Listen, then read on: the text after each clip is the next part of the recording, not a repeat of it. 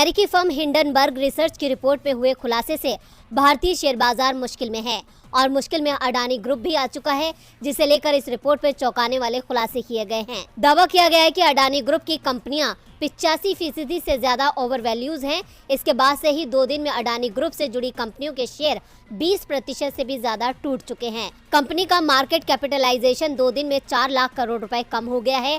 24 जनवरी को अडानी ग्रुप का market cap 19 lakh crore रुपए था, जो 27 जनवरी को 15 लाख करोड़ रुपए हो गया। अडानी ग्रुप को तो नुकसान हुआ ही है, साथ ही वो बैंक और LIC भी मुश्किल में फंसता दिख रहा है, जिन्होंने अडानी को कर्ज दिया या ग्रुप के शेयर लिए। LIC को 2 दिन में 18,500 करोड़ का नुकसान हो चुका है।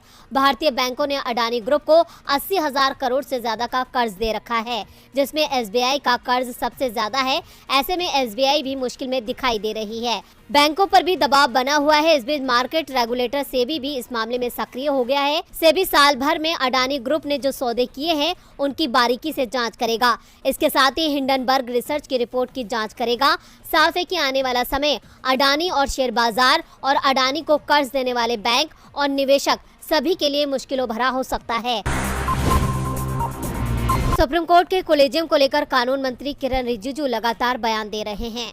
उन्होंने इसे लेकर CJI को चिट्ठी भी लिखी थी और अब जजों को लेकर खुफिया रिपोर्ट सार्वजनिक करने के मामले में भी सवाल उठा रहे हैं।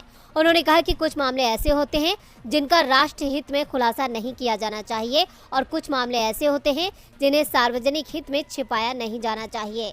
जजों की नियुक्ति के संबंध में सुप्रीम कोर्ट ने केंद्र की खुफिया रिपोर्ट को लेकर जो खुलासे किए, उससे मोदी सरकार की बेचैनी बढ़ गई है। तो दूसरी ओर सुप्रीम कोर्ट के पूर्व जज रोहिंटन फली नरीमन ने कानून मंत्री किरण रिजिजू पर निशाना साधा है। उन्होंने कहा कि कोलेजियम की ओर से सिफारिश किए गए नामों को रोकना लोकतंत्र पर अंकुश लगाने के समान है। जस्टिस नरीमन ने कहा कि कानून मंत्री याद रखें कि अदालत का फैसला स्वीकार करना उनका कर्तव्य है। उन्होंने सुझाव देते हुए कहा कि सुप्रीम कोर्ट को जजों की नियुक्ति पर सख्त रुख दिखाना चाहिए।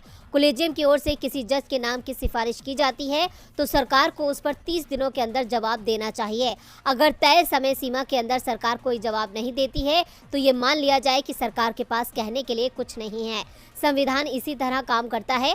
उन्होंने कहा कि कोलेजियम की सिफारिश रोकना लोकतंत्र को कमजोर करेगा। स्वतंत्र और निडर जजों के बिना हम नए अंधेरे युग में प्रवेश कर जाएंगे। अगर आपके पास स्वतंत्र और निडर जज नहीं है तो कुछ नहीं बचा है।